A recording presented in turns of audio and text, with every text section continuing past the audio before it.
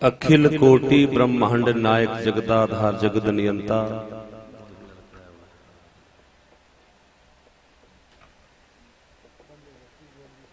चराचर जीवों में वास करने वाले, कण कण में वास करने वाले, सभी जीव जंतुओं में वास करने वाले श्री कृष्ण चंद्र भगवान की ये शब्दमय मूर्ति प्यारे, श्री कृष्ण चंद्र भगवान की ये वांगमय मूर्ति श्रीमद् भागवत महापुराण,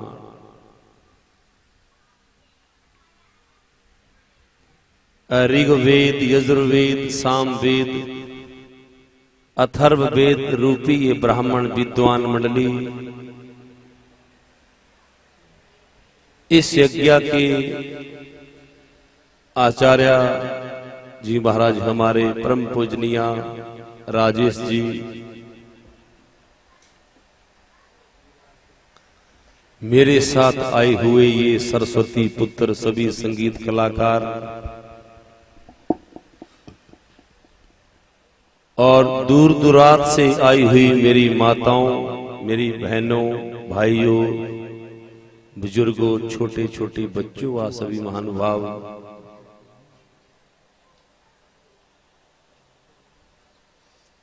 स्थानीय देवी देवताओं के कृपा आशीर्वाद से हमारे मुख्य यजमान की कुल देवी माता राजपुरा माता देवी के कृपा आशीर्वाद से, कुल देवता बाबा बालकनाथ महाराज जी के कृपा आशीर्वाद से, इनके पितरों के आशीर्वाद से हमारा जो यज्ञ है अभी बाल्यावस्था से यौवन अवस्था की ओर है, और मैं सभी यहाँ के सभी ग्राम देवता, स्थान देवता, सभी देवी देवताओं से प्रार्थना करता हूं प्रभु इस यज्ञ में कोई विघ्न बाधा ना आए, ये पितरों के उद्धार के लिए, आत्म कल्याण के लिए हमारे यजमान परिवार जो इस यज्ञ को करवा रहे हैं, हे प्रभु ये यज्ञ आपकी कृपा से निर्विघ्नता पूर्वक ये पूर्ण हो और पूर्ण होगा।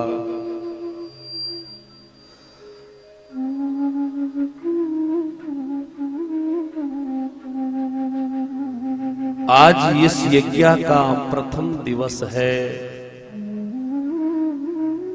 गत वर्ष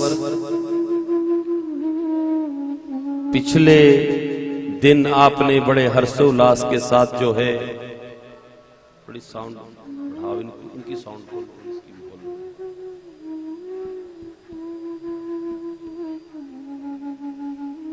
बड़े हर्षोल्लास के साथ जो है आपने श्रीमद् भागवत महापुराण का स्वागत किया और भागवत भगवान को अपने घर में बड़े प्रेम से भागवत की स्थापना हुई।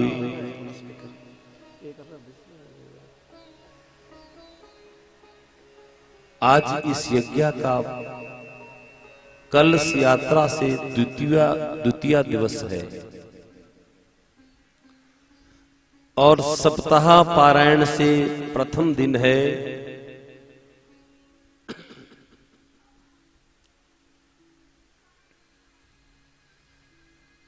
हे नारायण, हे प्रभु, इस यज्ञ का जो पुण्य है पूरे क्षेत्र को मिले। यजमान का गोत्र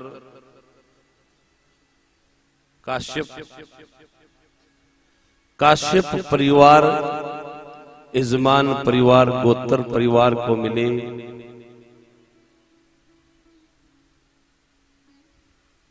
आप सभी को इस यज्ञ का पुण्य मिले। श्रीमद् भागवत कथा ज्ञान यज्ञ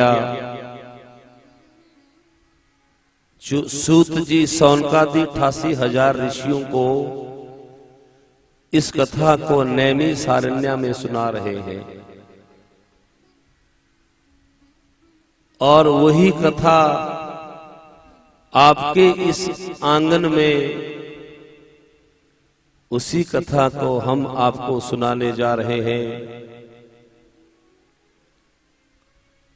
सबसे पहले जो आप कथा सुन रहे हैं, ये कथा पहले सूत जी ने सौनकादि 88,000 ऋषियों को नैमी सारण्य तीर्थ पे सुनाई,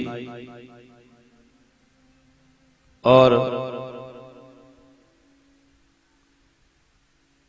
श्रीमद् भागवत पुराण यज्ञ में सबसे पहले आप ध्यान दें,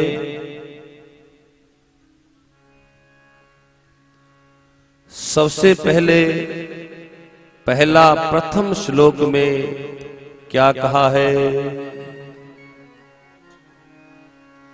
कि सच्चिदानंद रूपाय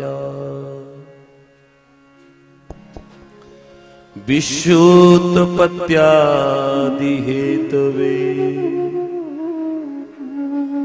तापत्रय विनाशाय श्री कृष्णाय वयं नमः।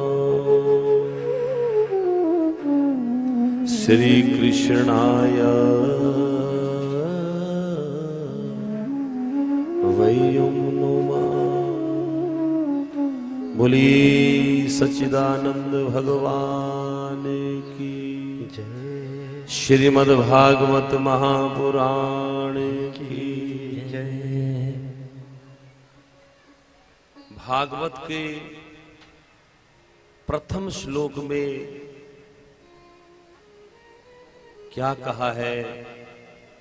सच्चिदानंद रूपाय विश्वोत्पत्त्यादि हेतवे।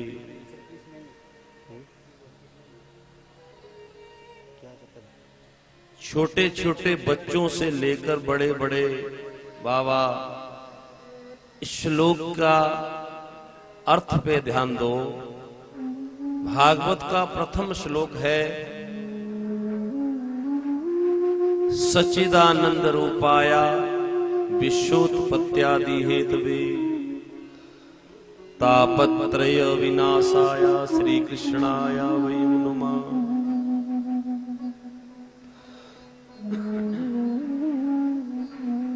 इसका अर्थ है सच्चिदानंद। सच्चिदानंद किसे कहते हैं? सच्चिदानंद किसे कहते हैं? ध्यान दो। सच्चिदानंद जो सत्य है, सत्या है, अटल है, आबाद है, जो कभी मिटता नहीं, जो हमारे से पहले भी था और अब भी है, और जो हमारे जाने के बाद भी रहेगा। सत्या, सत्या कभी मिटता है? बोलो नहीं। ये है सच्चिदानंद भगवान। इन्हीं सच्चिदानंद भगवान का ये स्वरूप है श्रीमद् भागवत महापुराण। बोली सच्चिदानंद भगवान की जय। ये है सच्चिदानंद।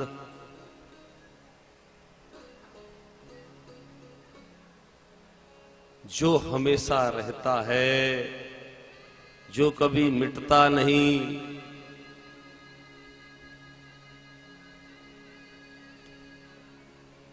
जिसमें कभी परिवर्तन नहीं होता।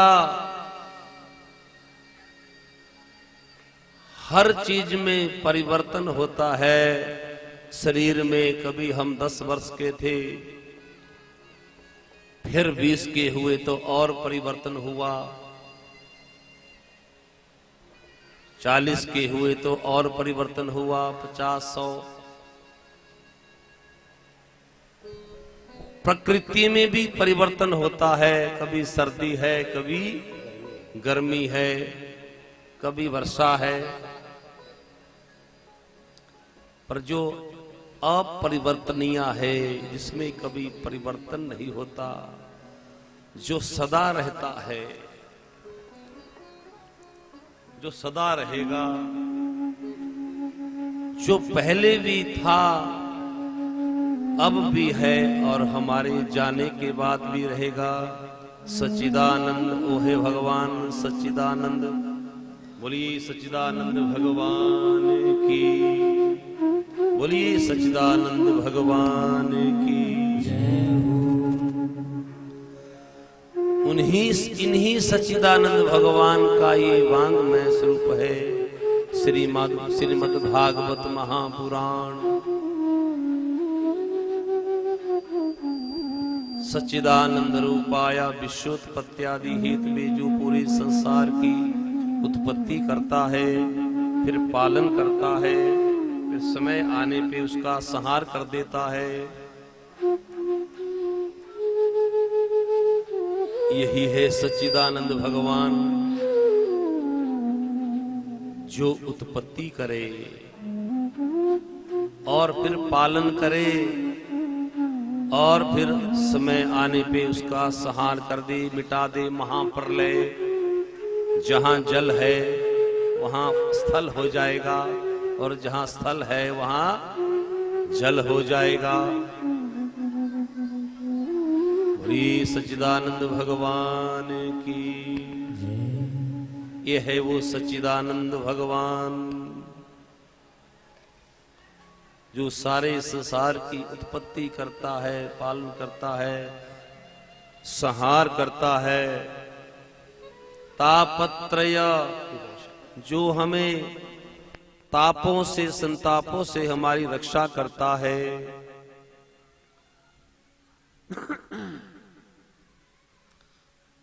श्री कृष्णाय वयम् नुमः। ऐसे भगवान श्री कृष्ण को हम सभी प्रणाम करते हैं। बोलिए श्रीमद् भागवत महापुराण की जय। और ध्यान से सुनना, सूत जी सौनकादि 88,000 ऋषियों को इस कथा को नैमिषारण्य में सुना रहे हैं। सूत जी कौन है? सूत है सुनाने वाले, सौनकादि 88,000 ऋषि है सुनने वाले। सत्यानारायण कथा में भी आपने सुना होगा, सूत जी सुना रहे हैं, सौनकादि 88,000 ऋषि सुन रहे हैं। ये श्रोता और वक्ता की कथा है। और इन सभी बच्चों को अंदर जाओ, नरेंद्र जी इन सब बच्चों को यहां लाओ और बच्चों को थोड़ा सिखाओ कि सत्संग में बैठे।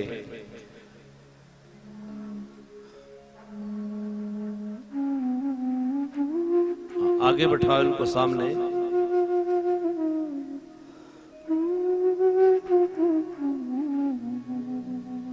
ऐसे ही चलेगी, आपने लगा ली ताकत।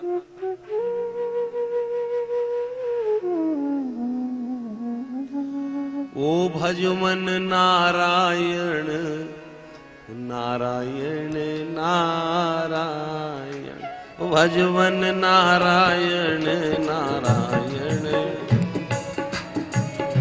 ओ भजमन नारायण नारायण, सबका नारायण, ओ भजमन नारायण नारायण नारायण।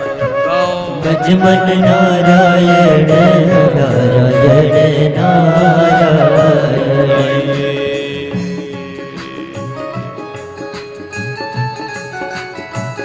तालियों की सेवा बड़े भाव से।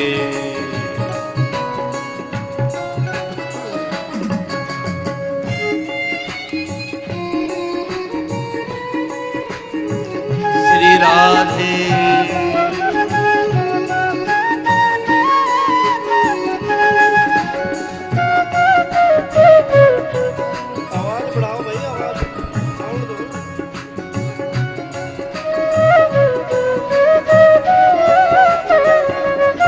माता नारायण नारायण नारायण माता नारायण नारायण नारायण।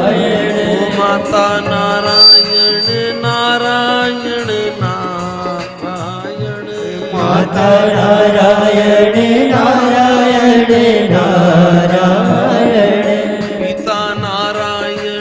नारायण नारायण। पिता नारायण नारायण नारायण पिता नारायण नारायण नारायण। गुरुवर नारायण नारायण ओ गुरुवर नारायण नारायण नारायण। ओ गुरुवर नारायण नारायण ओ गुरुवर नारायण नारायण नारायण। भजवन नारायण नारायण।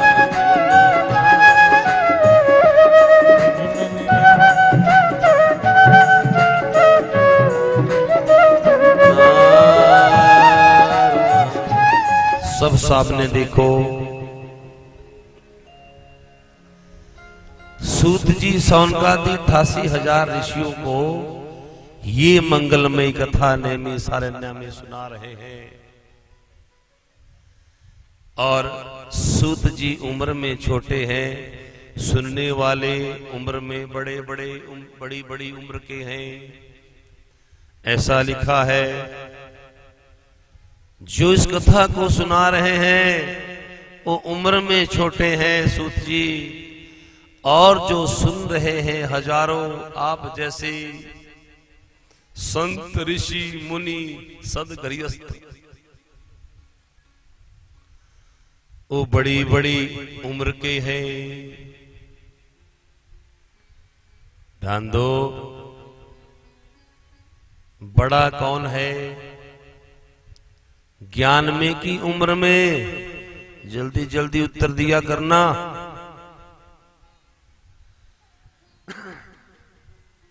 कमाल सिंह जी, कौन बड़ा है? ज्ञान में ज्ञानी बड़ा है कि बड़ा उम्र वाला बाबा? ठीक कहा। और लिखा भी है कि धन वृद्धा बल वृद्धा आयुर्वृद्धा तथैव च ते सर्वे ज्ञान वृद्धा।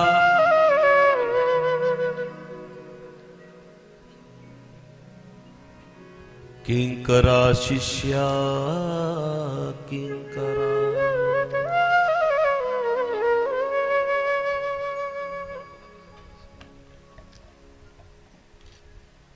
ठीक कहा कि धन वृद्धा बल वृद्धा आयुर्वृद्धा तथैव च ते सर्वे ज्ञान वृद्धा किंकरा शिष्या किंकरा।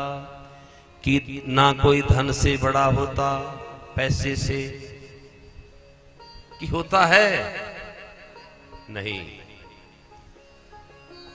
ना कोई धन से बड़ा होता, धन वृद्धा बल वृद्धा। ना कोई बल से बड़ा होता, बलशाली। आपने किसी धनवान की पूजा करते हुए किसी ने देखा? किसी धनवान की पूजा, सेठ की पूजा? ना।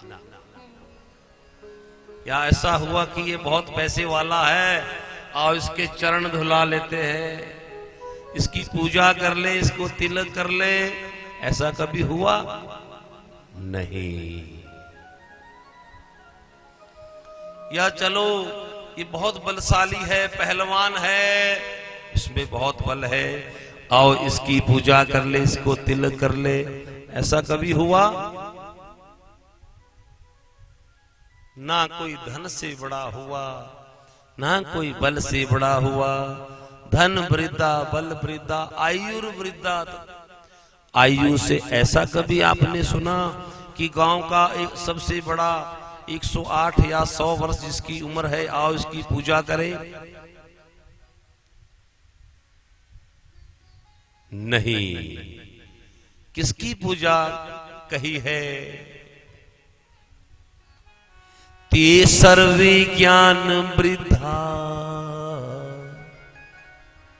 किंकरा शिष्या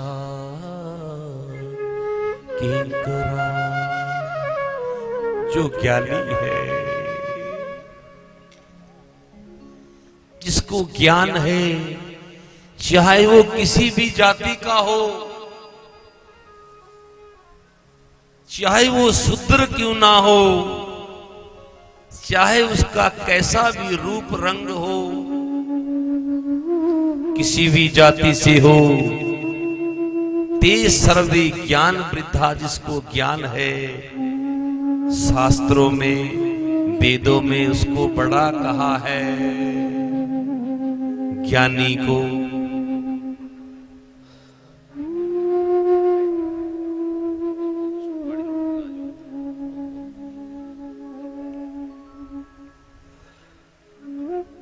बोली भागवत भगवान की।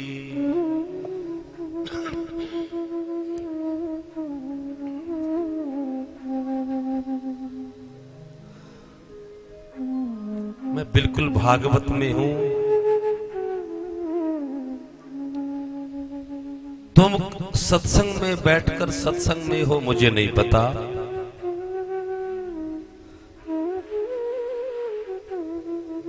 कि तुम सत्संग में बैठे हो और सत्संग तुम्हारे भीतर भी बैठे, तभी ठीक रहेगा ना। मान लो हम सत्संग में तो बैठे हैं, लेकिन सत्संग भीतर नहीं बैठा। बोलो, अरे कोई ऐसा नहीं है कि कथा बहुत भव्य हो, नहीं नहीं, भले ही कथा भव्य नहीं हो, कथा दिव्या होनी चाहिए, दिव्या।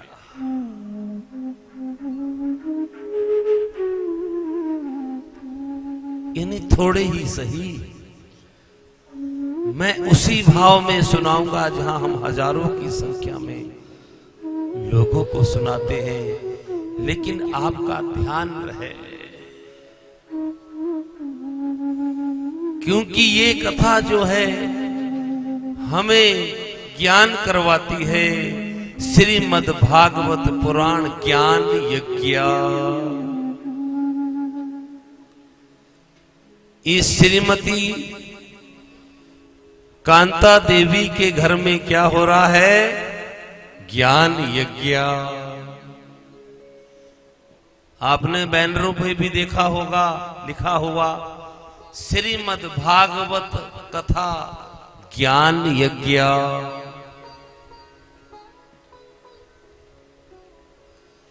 ये कथा हमें ज्ञानी बनाती है। छोटे छोटे बच्चों ध्यान दो,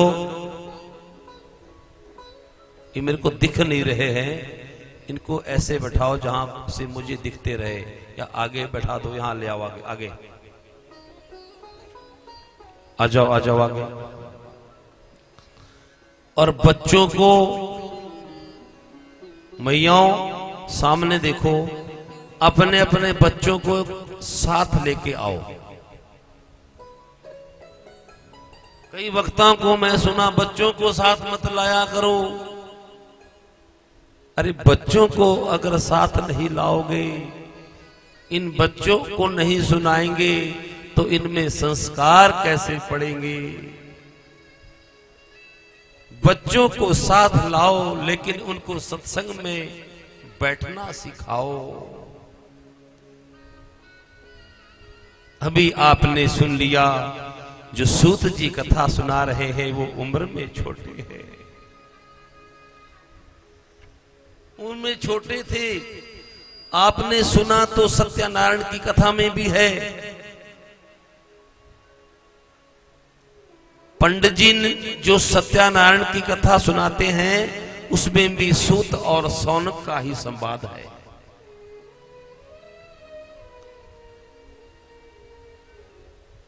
और ये सत्यनारायण की कथा भी पुराणों से ही ली है, छोटी सी। वही सूत यानी सुनाने वाले, सौनक यानी सुनने वाले, उम्र में छोटे हैं सूत जी। सौनकादि 88,000 ऋषि उम्र में बड़े हैं, दादा परदादा की उम्र के। ते सर्वे ज्ञान वृद्धा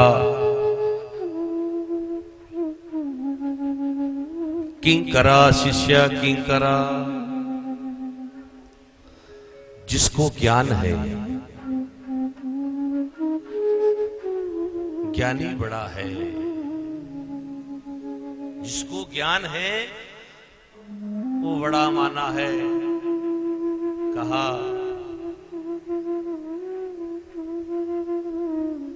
सौनकादि 88,000 ऋषियों ने, सुनने वालों ने छोटी उम्र वाले इस ज्ञानी से एक प्रश्न किया। यानी आपने प्रश्न, ये आपका प्रश्न है।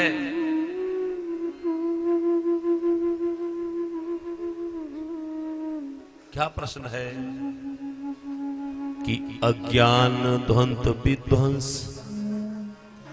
कोटि सूर्या संप्रभा सुताख्या ही कथा सारम मम कर्ण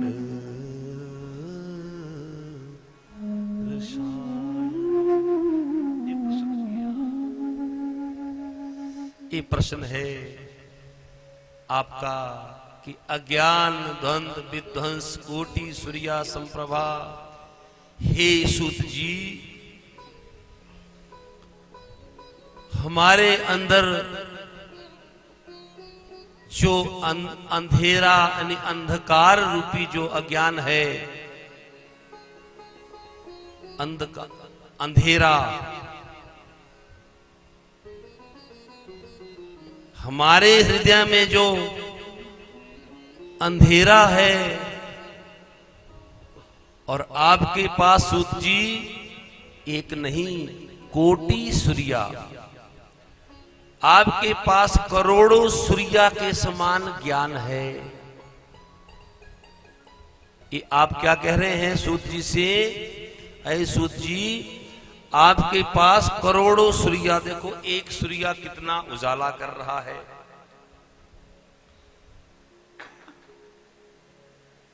एक सूर्या कितना उजाला कर रहा है। सूत जी, आपके पास तो करोड़ों सूर्या के समान वो ज्ञान है। उसकी एक किरण, क्या कहा? एक किरण हमारे हृदय पटल पे डाल दो, सूर्या कोटि संप्रभा, ताकि हमारे जन्म जन्मांतर का जो ये अज्ञान रूपी अंधेरा है ये दूर हो जाए। अब कितनी कितनी उम्र के आप बैठे हैं, बैठी हैं मैयाओ भैयाओ, मेरी बहनों बेटियों, हमारे हृदय में जो अंधेरा है, अज्ञान है, आपकी भावना भी ऐसी ही होनी चाहिए कि हमारे हृदय में जो अंधेरा है उसकी एक ज्ञान रूपी किरण हमारे हृदय पटल पे डाल दो, ताकि हमारे जन्म जन्मांतरों का वो अज्ञान अंधेरा वो दूर हो जाए। हे सूत जी, लेकिन सुनो, सुताख्या ही, हे सूत जी, लेकिन एक बात और सुनो, सुताख्या ही कथा सारम, बहुत लंबी चौड़ी कथा नहीं जो हमें समझ ही ना आए। बोलो, जो कथा समझ ही नहीं आई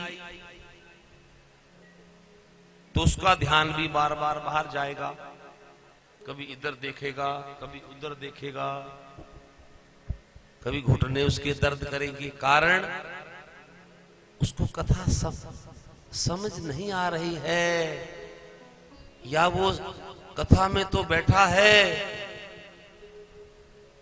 लेकिन उसका मन कहीं और ही विचार कर रहा है। तो पहले ही कह दिया, हे सूत जी, बहुत लंबी चौड़ी कथा नहीं, सुताख्या ही कथा सारम, कथा का सार सुनाना। क्या सुनाए? कथा का सार। सार अच्छा होता है ना। कोई बहुत लंबी चौड़ी कथा नहीं सूत जी, कोई ऐसी कथा सुनाओ, सुताख्या ही कथा सारम, मम कर्ण रसायनम। जिस कथा को सुनकर हमारा मन रसीला हो जाए, कानों में रस घुल जाए, रस आप अनुभव करेंगे, उनको परम धाम की प्राप्ति हो। श्रीमद् भागवत ज्ञान यज्ञ मुक्ति का ग्रंथ है। जो आप सुनेंगे ये मुक्तिदायक है, इससे मुक्ति मिल जाती है।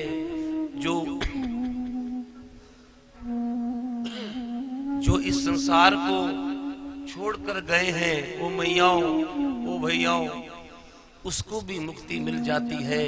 और जो जीते जी हम आप सभी हैं, हमें जीते जी मुक्ति देता है ये ग्रंथ।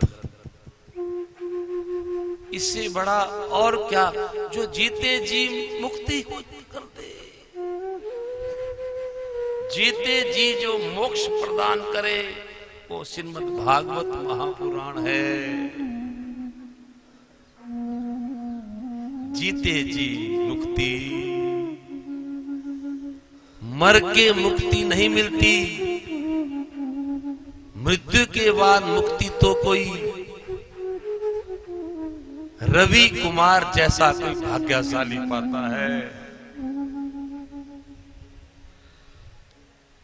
कोई भाग्यशाली, नहीं तो लोगों के पास पैसे की कमी नहीं है आज भी, लेकिन ये मुक्तिदायक जो ग्रंथ है, ये भागवत कथा हर कहीं नहीं होती, चाह कर भी नहीं करवा पाओगे। ये तो कोई पुण्य आत्मा हो वही ये पुराण होता है। और कहा,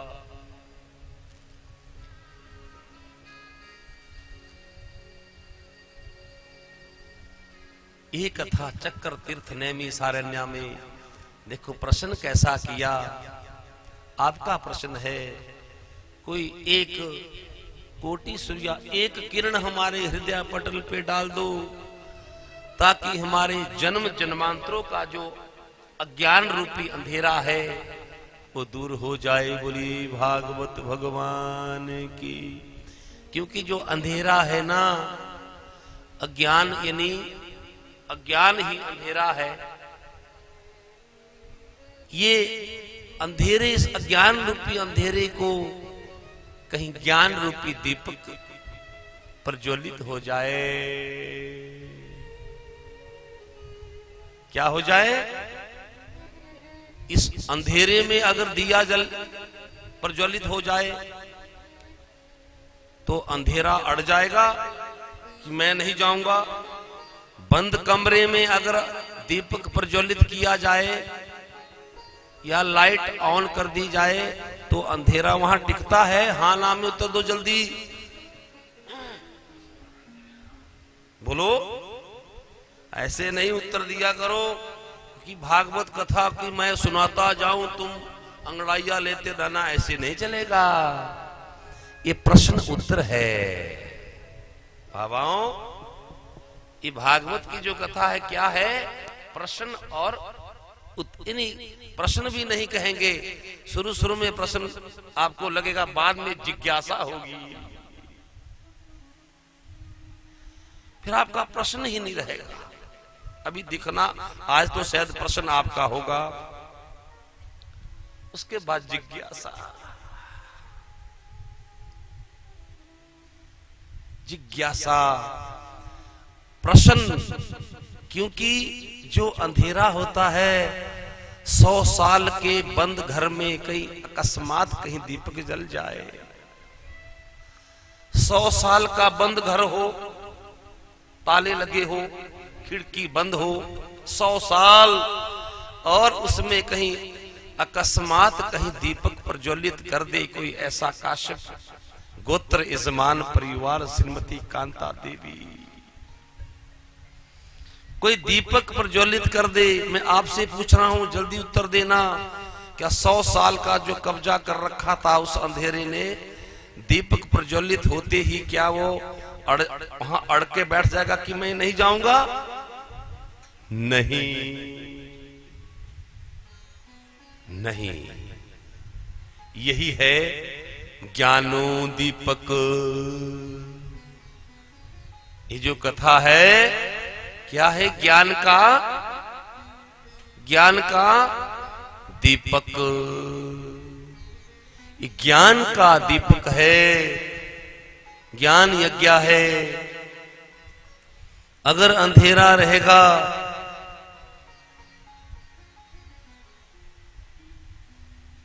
तो अच्छा नहीं है। सुताख्या ही कथा सारम। तो एक बात और सुन लो गुरुदेव, सुनने वाले कह रहे हैं सूत जी से, यानी आपका प्रश्न है, सुनो कथा सारम, बहुत ऐसी लंबी चौड़ी कोई क्लिष्ट कथा मत सुनाना जो हमारे भेजे में ना आए या ऊपर से ही जाए। कोई ऐसी क्लिष्ट संस्कृत ही मत कहते जाना। इसका जो है हिंदी में अनुवाद, संस्कृत तो हमारे आचार्य जी मूल पाठ कर रहे हैं संस्कृत में,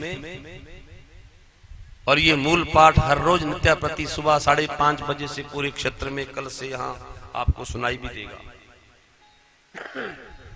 लेकिन इसका जो सार है, हमें सार सुनाओ, सार हमारे कानों में पड़े, हमें सार सुनाओ। कहा है, सुनो सौनकादि 88,000 ऋषियों, अगर तुम्हारे मन में मेरे प्रति इतनी भावना है, सूत जी कहने लगे कि तुम्हारे मन में मेरे प्रति इतनी भावना है, तो लो तुम्हें मैं समस्त शास्त्रों का, वेदों का, पुराणों का सार ही सुनाने जा रहा हूं, ध्यान से सुनना। बोलिए भागवत भगवान की जय। क्या सुनाने जा रहा हूं? सभी वेद, पुराण और शास्त्रों का हम सार ही सुनाने जा रहे हैं, ध्यान से सुनना। और हाथ जोड़ के बैठ गए सौनकादि 88,000 ऋषि, सुनाओ। और सुनाया कि सुनो, एक बार एकदा ही विशालायाम चत्वारि ऋषियो मला सत्संगार्थ समायात दद्रीसुस्तत्र नारदा।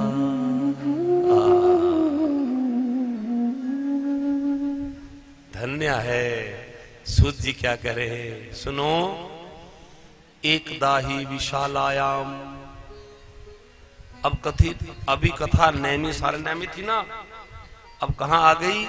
एकदा ही विशालायाम, कि एक बार विशालायन, विशाला यानी एक बार बद्रीनाथ में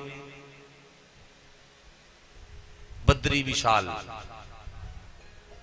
बद्रीनाथ तो आप जानते हैं ना, जो 4 धामों में अभी आता है बद्रीनाथ। एक बार एकदा ही विशालायाम, एक बार बद्रीनाथ में चत्वारि ऋषियुमला, बद्रीनाथ में ब्रह्मा के 4 पुत्र सनक सनंदन सनातन सनत कुमार, ये ब्रह्मा के पुत्र है मैयाओं। विस्तार से मैं कल कहूंगा कि कैसे हुए ये 4 पुत्र, आज ऐसे सुन लो। ब्रह्मा जी के 4 पुत्र आपको सुना रहा हूं, सब सामने देखना। ब्रह्मा जी के 4 पुत्र बद्री विशाला में घूम रहे थे। और कैसे, क्यों घूम रहे थे? सत्संग की इच्छा से। बद्रीनाथ में ब्रह्मा के मानस पुत्र सनक सनंदन सनातन सनत कुमार, ये 4 ऋषि जिनकी उम्र 5 वर्ष है, और ये इनकी ना उम्र घटती ना बढ़ती। ये आज भी पहले भी 5 वर्ष के ही थे मैयाओं, और अब भी 5 वर्ष के ही है। ये हमेशा 5 वर्ष के ही रहते हैं। हम देखो पहले युवा होते हैं, फिर बूढ़े हो जाते हैं, पर इनकी देखो संतों का, इनको, ये ब्रह्मा के मानस पुत्र है और ये 5 वर्ष के रहते हैं। लेकिन बद्री विशाल, एकदा ही विशालायाम चत्वारि ऋषियुमला, ऋषियों और देव ऋषि नारद का संवाद चला है। कहा कैसे, सुनो। मैं आया था, अहम तु पृथ्वी या तो ज्ञाता सर्वतो मामिति।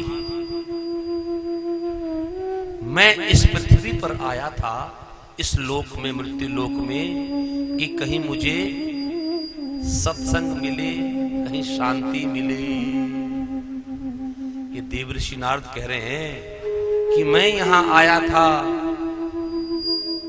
इस लोक में मुझे कहीं सत्संग मिले, और क्या मिले? कहीं शांति मिले। ये तो शायद आपकी भी इच्छा होगी कि कहीं सत्संग मिले, शांति मिले। ये आपकी भी चाह है, मेरी तो है कि सत्संग मिले, कहीं सुख मिले, कहीं शांति मिले। देवऋषि नारद भी कह रहे हैं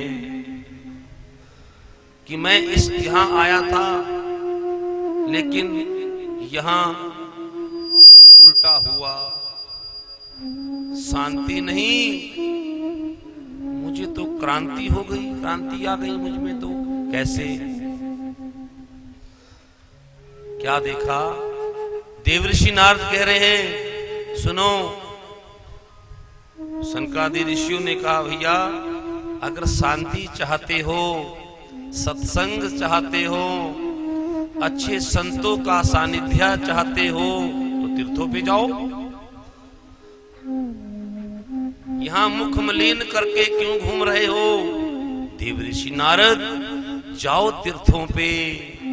तीर्थों पे तुम्हें सत्संग भी मिलेगा, शांति भी मिलेगी, और संतों का सानिध्य भी मिलेगा। देवऋषि नारद ने कहा, सुनो भैयाओं, मैं कहीं और नहीं, मैं तीर्थों पे ही गया था। कहां? कि हरि क्षेत्रम कुरुक्षेत्रम श्रीरंग सेतु वंदनम एवमादिषु तीर्थेषु ब्रह्ममाण इतस्ततः। मैंने कोई तीर्थ नहीं छोड़ा। हरि क्षेत्रम कुरुक्षेत्रम श्रीरंग सेतु वंदनम एवमा दिशु तीर्थेषु, कोई तीर्थ नहीं छोड़ा। सब तीर्थों पे मैं गया, लेकिन वहां क्या देखा? जितने भी मैंने तीर्थ देखे, वहां देवऋषि नारद कह रहे हैं मिलनी तो वहां शांति चाहिए थी, लेकिन वहां क्रांति हुई। सनकादि ऋषियों ने कहा, क्या कहा? हाँ, क्या? जहां जहां मैं तीर्थों में गया, देव ऋषि नारद कह रहे हैं, वहां तीर्थों में पाखंडियों ने डेरे लगा रखे हैं। तीर्थों पे पाखंडियों के डेरे हैं। कहां शांति मिलनी चाहिए, कहां तीर्थों पे लूट रहे हैं। और ये आज के वर्तमान काल से कथा घटती है। आज भी जाओ तुम तीर्थों पे, कहीं पर्दा लग जाता है। कहते हैं 2100, 5100, 11,000 देंगे तब पर्दा हटेगा, 501 रुपया देंगे तो पर्दा हटेगा। तीर्थों पे आप जाओ, आम आदमी हमारे जैसा लाइन में हम खड़े हैं, धक्के खा रहे हैं, और वहां जो तीर्थों के जो अधिष्ठात्री है वो वीआईपी दर्शन के लिए 1100, 3321 एक अंदर से गली बना दी है। मैंने सुना है कि वो पैसे दो, आपको लाइन में खड़े नहीं होना पड़ेगा। बोलो, क्या इससे पुण्य मिलेगा? ध्यान देना, आप भी कभी ऐसा दर्शन मत करना। एक भक्त कोई लाइन में प्रभु का दर्शन के लिए धक्के खा रहा है, एक उस लक्ष्मी के बल पर वीआईपी दर्शन आज तीर्थों पे ऐसा हो रहा है। देव ऋषि नारद को चिंता हुई, तीर्थों पे पाखंडियों के डेरे लगे हैं, लूट रहे हैं। देव ऋषि नारद कहने लगे, सनकादि ऋषियों, तुम कह रहे हो कि मेरा मुख मलिन है, इसलिए मैं दुखी हूं। फिर मैंने विचार किया, सुनो, आप भी सुनना। देव ऋषि नारद कह रहे हैं, सुनो। फिर मैंने विचार किया, चलो तीर्थों पे ना सही,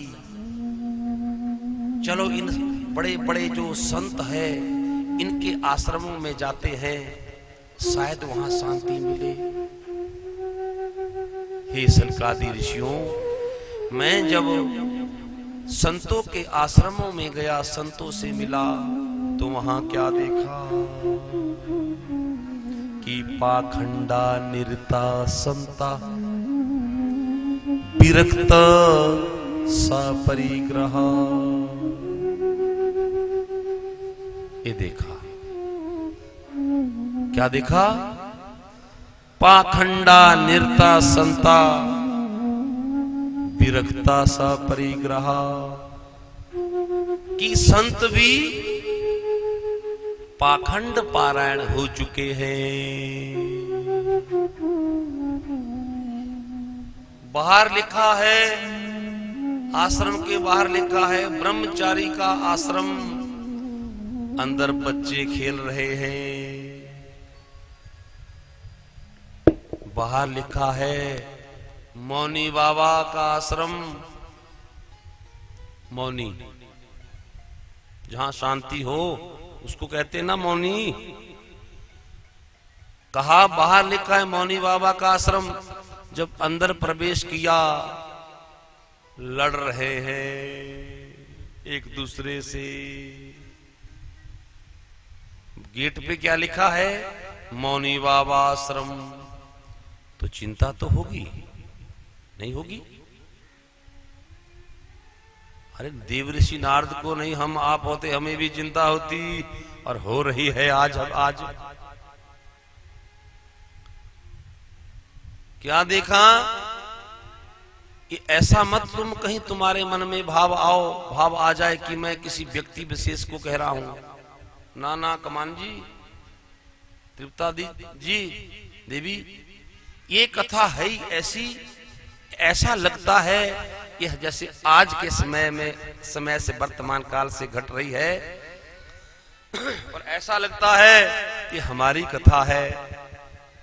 अब यहाँ कोई संत भी बैठा होता तो हम इसी भाव में सुनाते, और ये लाइव भी हो रही है, शायद संत इसको सुन भी लेंगे। तो यहां तो लिखा है कि पाखंडा निरता संता विरक्ता सा परिग्रह, देव ऋषि नारद कह रहे हैं, हम तो फिर भी नहीं कह रहे हैं, भागवत में है कि संत भी पाखंड पारायण हो चुके हैं।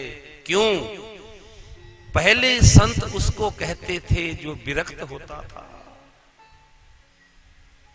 इसके पास तप होता था, जो सबसे ज्यादा त्यागी होता था उसको सबसे बड़ा माना जाता था, जिसके पास सबसे ज्यादा त्याग है। त्याग समझते हैं आप? त्याग यानी कुछ नहीं चाहिए, की चिंता गई चाह गई मनवा बेपरवाह,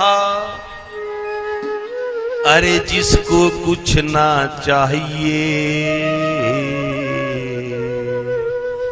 वो है शहंशाहों के भी शहंशाह, जिसको कुछ ना चाहिए वो है संत, शहंशाह संत, जिसको कुछ ना चाहिए।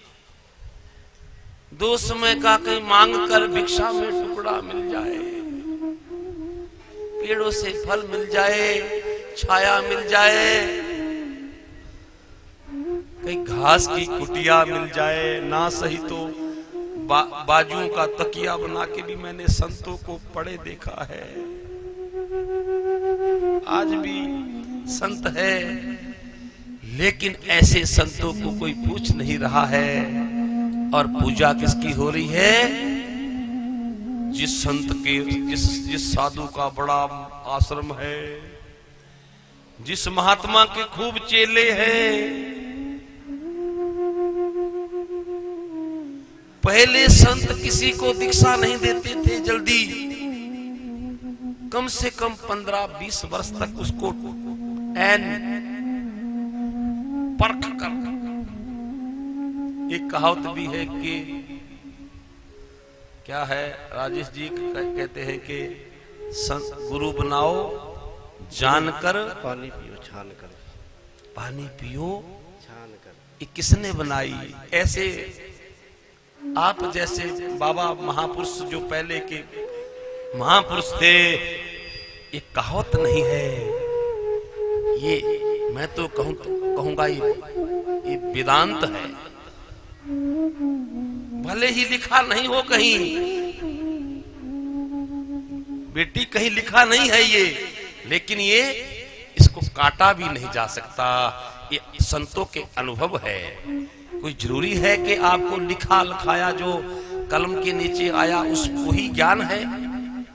हमारी दादी अम्मा माता पिता जो तुम्हें संदेश देते हैं वो ज्ञान से कोई कम है?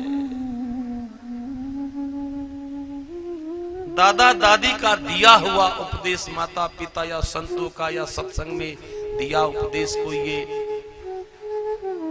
वेद से कम है?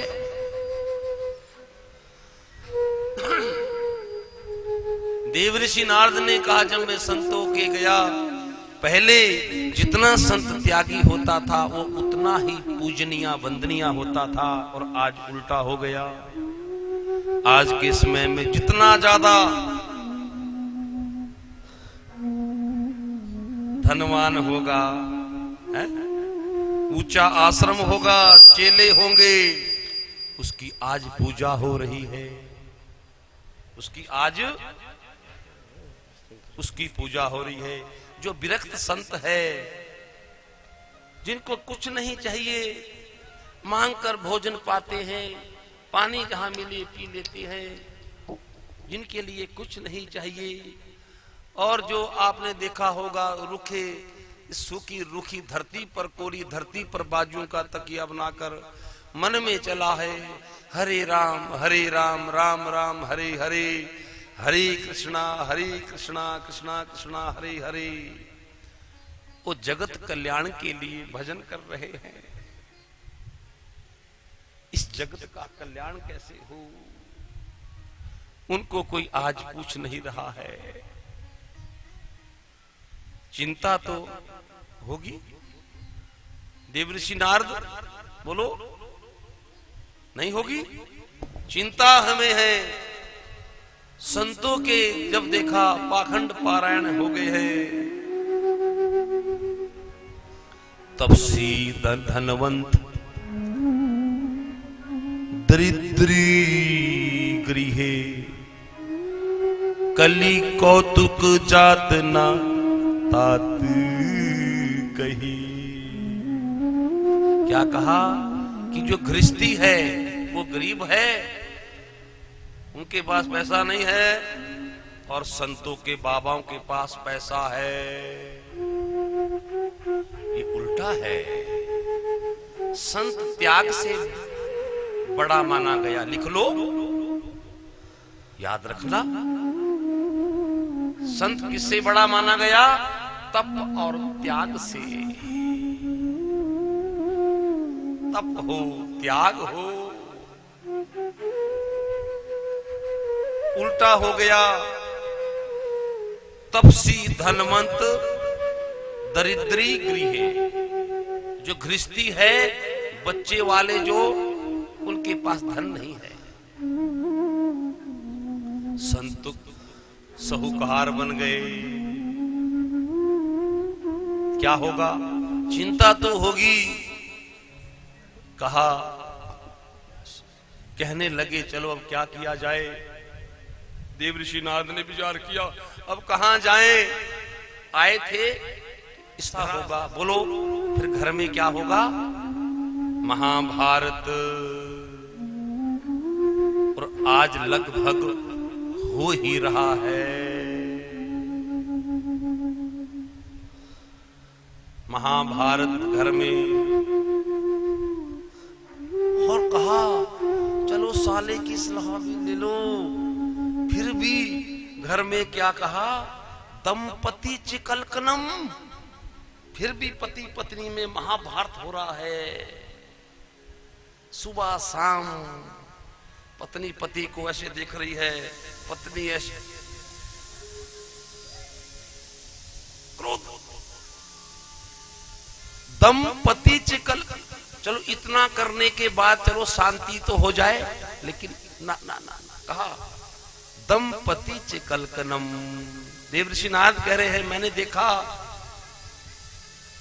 और कन्या विक्रीर्ण लोभात। दंपति कन्याओं का क्रय विक्रय हो रहा है।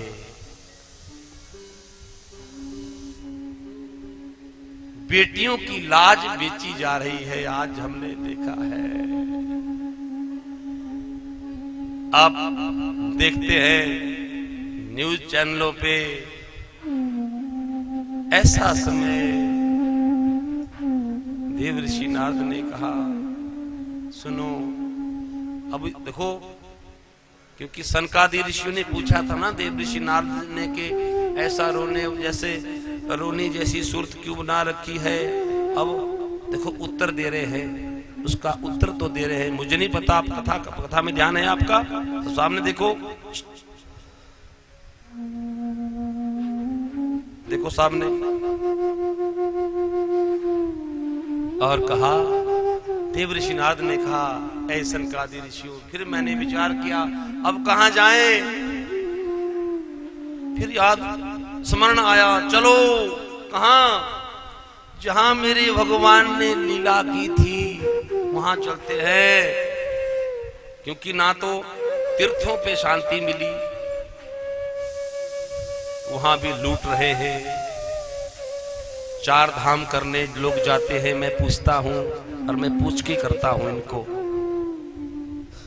चार धाम यात्रा से जब आते हैं तो मैं इनको पूछ के करता हूं, बड़े सहज भाव में। मैं कहा वाह वाह भाई, चार धाम कर आए। अभी कथा थी शिमला के शासकों में, जो मेरे पास बैठते थे 4 रात्रि को, काफी समय वो 4 धाम यात्रा करके आए थे। पता नहीं लाइव वो सुन भी लेंगे तो मैं सत्य ही कहूंगा, झूठ तो कहेंगे नहीं। मैंने नहीं पूछा भैया वाह वाह क्या कैसा रहा 4 धाम यात्रा, कैसी रही। पहले तो आनंद रहा जी आनंद। मैं क्या बढ़िया अच्छे से। फिर दूसरे ने कहना शुरू कर दिया, बस महाराज जी मत पूछो क्या कहें। फिर उसने पूरी कथा, फिर तीसरा सुना, बैठा बैठा उसकी बातें सुन रहा, उसने भी अपनी लिस्ट तैयार कर दी। सुनो अब मेरी सुनो। उसने को तीसरा, अलग अलग अलग अलग अलग अलग अलग अलग। एक ने कहा मेरे को ऐसा ठगा ऐसा ठगा ऐसा। इन्हीं कहने का इस कथा को मैं माध्यम बना के आपको सुना रहा हूं, कारण कि देखो आप भी थोड़ा जगो, आप भी थोड़ा जगो।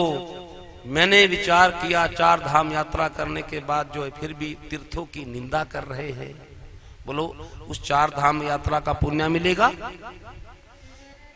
मान लो 1 लाख 1.5 लाख रुपया खर्चा भी किया और घर में आके जब पूछा तो वहां निंदा कर रहे हैं।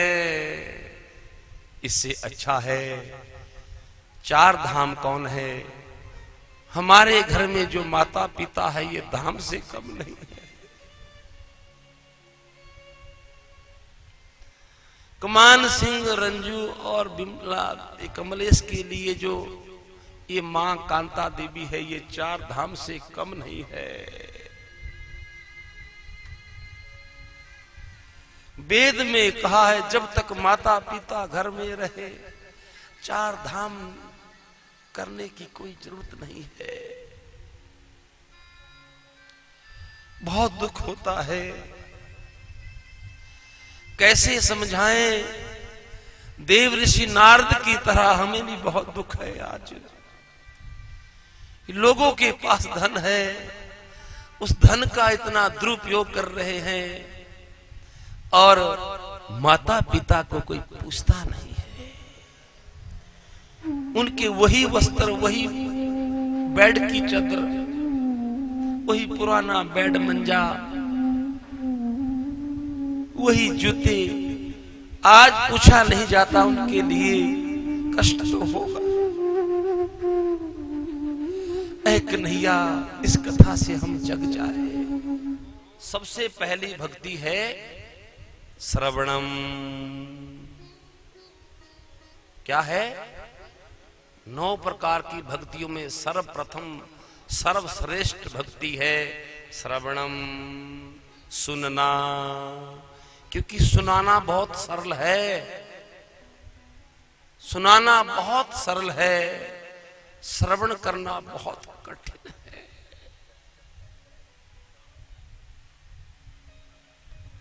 सुनना पहले नंबर पर है, सुनाना दूसरे नंबर पर है। इन्हीं मेरे से ज्यादा जिम्मेवारी आपकी है।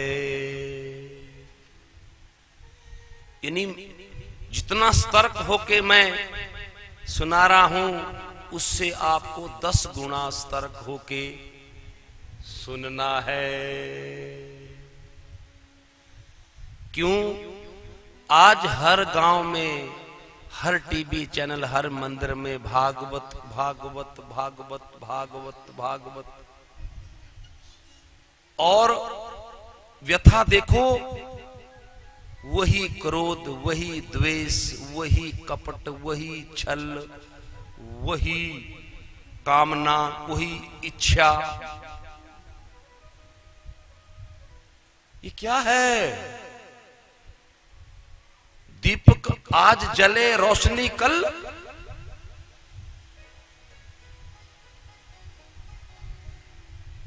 दीपक आज प्रज्वलित हो और रोशनी कल। भोजन आज पाए और तृप्ति ऐसा ही हो रहा है। मुझे जो यहां लाया है, हम वैसे नहीं आए हैं, हमें आपके पूर्वजों ने बुलाया है। दिवंगत आत्मा स्वर्गीय सुखराम, इनके दादा, इनकी दादी स्वर्गीय दिवंगत आत्मा सरस्वती स्वरूपा व्यासा देवी, इनके स्वर्गीय पिता दिवंगत आत्मा रुद्र स्वरूप स्वर्गीय देशराज और दिवंगत आत्मा स्वर्गीय रवि कुमार, इन पूर्वजों पितरों के आशीर्वाद से ये बेटी रुचि, इनके स्वामी नरेंद्र की कृपा से हम आपको सुनाने नहीं, सुन तो आपने बहुत लिए, सुनते आए, लेकिन ऐसा मानो हम आपको जगाने के लिए आए हैं। जगाना, क्योंकि जब तक वो जगेगा नहीं, वो सुनो सामने देखो, मेरा तेल, मेरा दिया, मेरी बाती, मेरा मेरा मेरा, ये कब तक है? जब तक को दीपक जगा नहीं। जब दीपक जग जाए तब कहता है दीपक मैं सबका हूं। वो रोशनी, बोलो, जब दीपक जग जाता है तो वो ऐसा करता है कि मैं इसको रोशनी नहीं दूंगा, मेरा दिया, मेरा तेल, मेरा बाती, मेरा मेरा तब तक है जब तक वो जगा नहीं।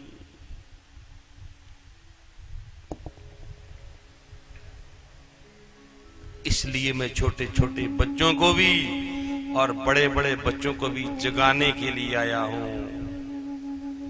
तुम यहां जो अपने रिश्तेदारों के घर में बच्चों आए हैं, यहां मौज मस्ती एंजॉय के लिए नहीं, उल्टी सीधी बातें यहां गली के पीछे खेलने के लिए नहीं। ऐसे तो आप कई बार फिर आते रहेंगे, पर ये 7 दिनों के लिए जब तुम आए हैं, इसमें कोई शरारत नहीं, अनव आहा, कोई इधर उधर की बात नहीं। सुनो, 100 में से कुछ तो तुम्हारे भेजे में पड़ेगी, लेकिन अगर सुनेंगे तो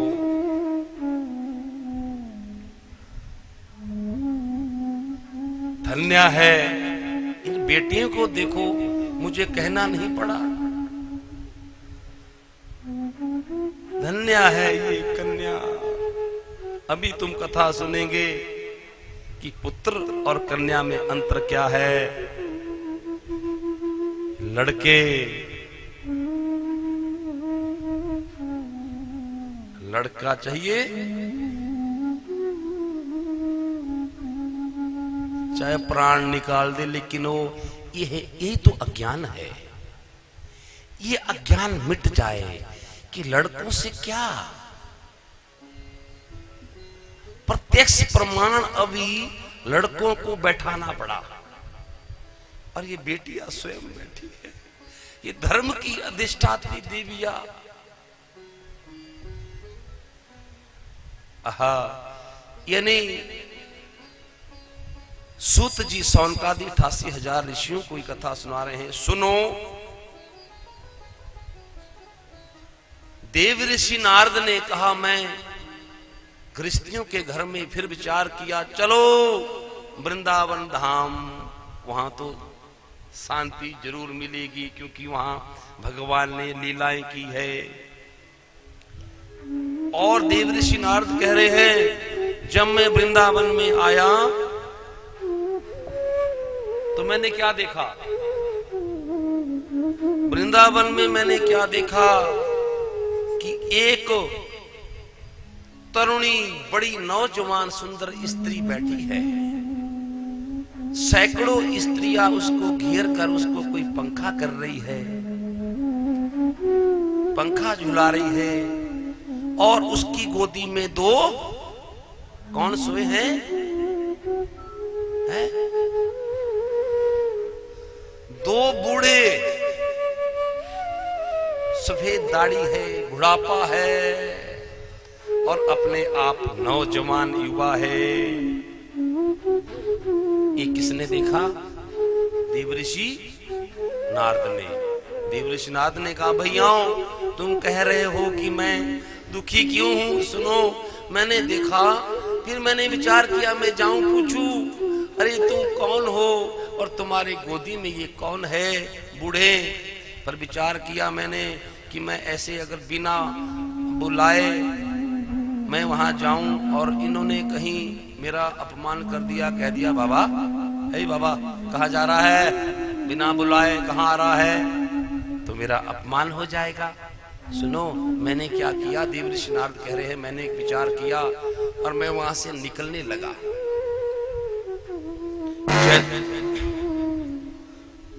नारायण, अरे भैया,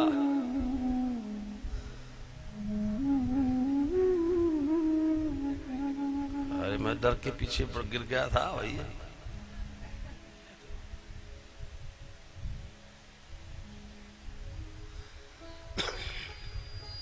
अब देवऋषि नारद ने, सब सामने देखो, देवऋषि नारद ने जब विचार किया, मैं हमें बुलाया, हम निकलने लगे। उतने में देवऋषि नारद, संत देवऋषि नारद जहां से निकले, उस सुंदर नौजवान युवती ने आवाज दी वृंदावन में। क्या आवाज दी कि भू भू साधु क्षणम तिष्ठम मप चिंता मपि नाशय दर्शनम तव लोकस्य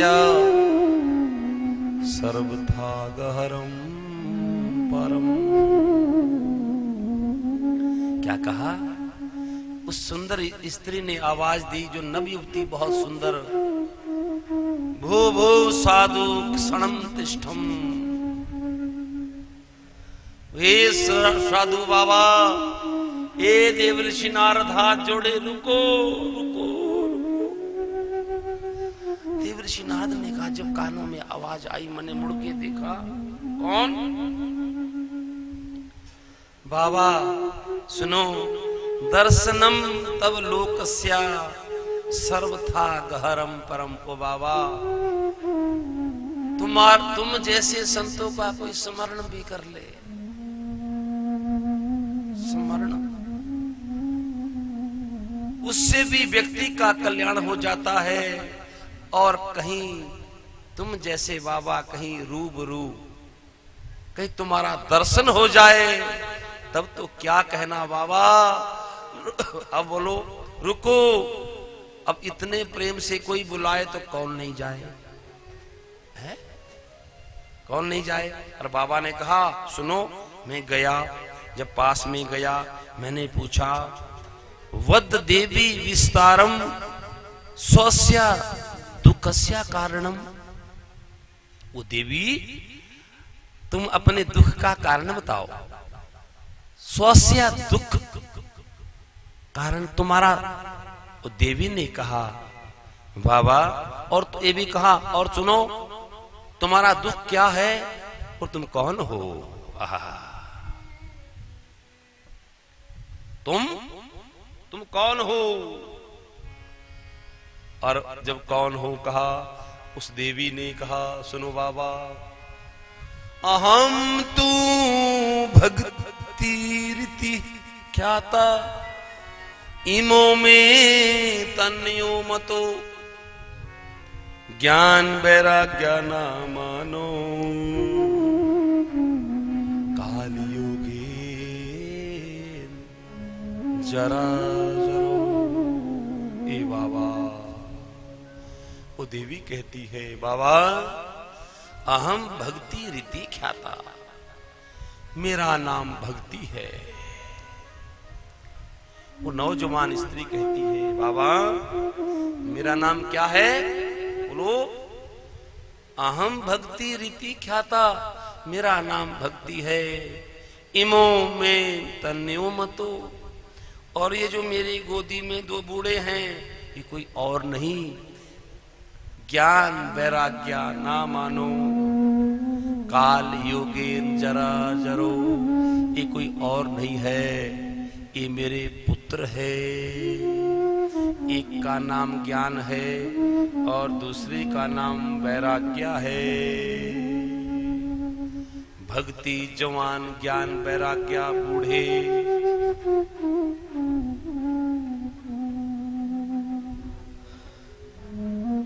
ज्ञान,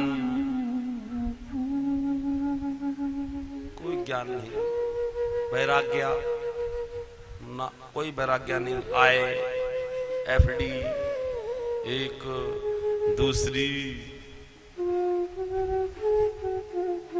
ज्ञान किम करो तू किम ना करो तू, ये पता नहीं है। उदर भरा, खूब पेट भरा, पेट खाली कर दिया, पैसा है धन, हम क्यों जाएं, हमें ज्ञान है। ये है भक्ति, ज्ञान, वैराग्य। और ये जो आप सुन रहे हैं भागवत, बोलिए भागवत भगवान की जय। इसकी थोड़ी अलग अलग अक्षरों से इसका अर्थ निकालो। भा से बोलो, बोलो भक्ति, भागवत, भा से भक्ति, ग से ज्ञान, वैराग्य, तो त्याग। यह भागवत, बोलिए भागवत भगवान की जय। भक्ति, ज्ञान, वैराग और त्याग, इससे पहले लगभग सबने भागवत सुना है, लेकिन भक्ति, ज्ञान, वैराग और त्याग कितना हुआ कॉपी पेन लेके तो नहीं आए आप, लेकिन मन मन में कल्पना करो मेरे में कितनी भक्ति है, कितना ज्ञान है, कितना वैराग। वैराग मतलब दानी मैं कितना हूं, जेब से खर्चा अपने घर के लिए होता है कि पुरुषार्थ के लिए होता है। जब किसी को देना हो पुरुषार्थ के लिए तो किस स्पीड में हाथ जाता है पर्स की तरफ, और जब कोई घर को सामान लेना हो, पोतरों, अब पुत्र से छूट जाए तो पोत्रों के मोह में दादाओं को मैंने ऐसे उलझे देखा है। अपने निवृत्त हो गए, लेकिन आगे जो पोत्री पोतू उनके लिए मैंने देखा है। ये वैराग्य है।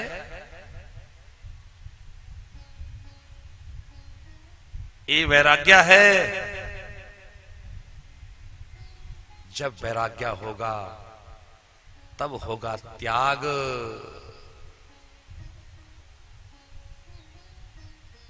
और भक्ति के पुत्रों को जब देखा कि माता जवान और पुत्र बूढ़े, देव ऋषि नारद को थोड़ा अच्छा नहीं लगा। सुनो, फिर भक्ति कहने लगी, सुनो, उत्पन्ना द्रविड़ देसी वृद्धि कर्नाटकी गता। ये भक्ति कह रही है कि उत्पन्ना द्रविड़ देशे वृद्धि कर्नाटकी गता। भक्ति कहती है मैं द्रविड़ देश में मेरा जन्म हुआ। भक्ति का जन्म कहां होता है बोलो? द्रविड़ देश में। वो द्रविड़ कोई और नहीं, हमारा हृदय। हमारा जो हृदय है यही द्रविड़ देश है। इसमें भक्ति का प्राकट्य होता है। उत्पन्ना द्रविड़ देशे, द्रविड़ देशे। भक्ति कहती है कि मैं द्रविड़ देश में मेरा जन्म होता है। यहां भक्ति कहां होता है जन्म? से मन आया, भाव में भक्ति है ये। और वृद्धि कर्नाटकी गता। फिर ये जवान कहां होती है? अरे फिर जवान भी तो हो जाए भक्ति। वृद्धि कर्नाटकी गता, ये जवान होती है, ये देखो कर्नाटक के कानों के द्वारा।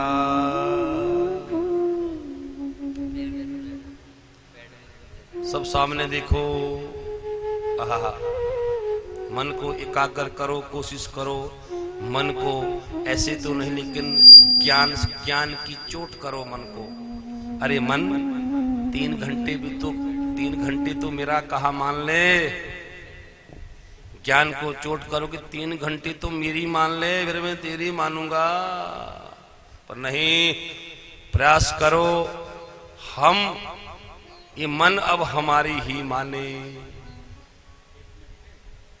आज के बाद 3 घंटे, वैसे तो 3 घंटे भी मुश्किल अपने को रोकना, पर रोक लिया तो एक ऐसा कहो, ए मन, अब तू जो मैं कहूंगा मेरा मन वही करेगा। क्योंकि मन तो चंचल है, चंचला ही मना कृष्णा।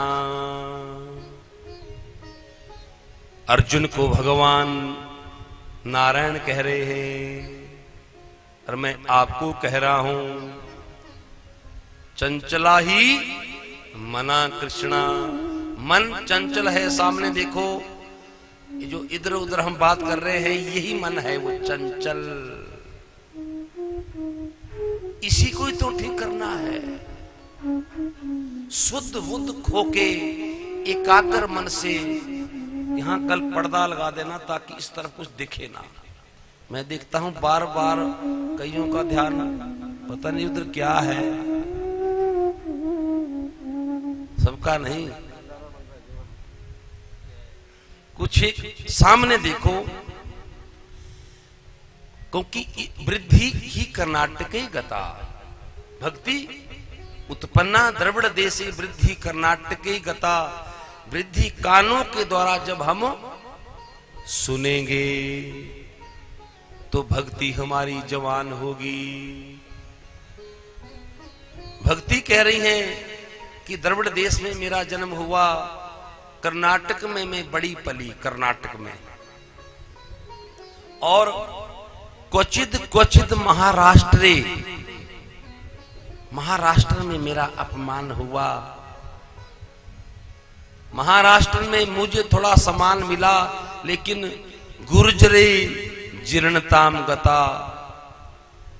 जब मैं गुजरात से निकली तो मेरी वहां हानि भी हुई।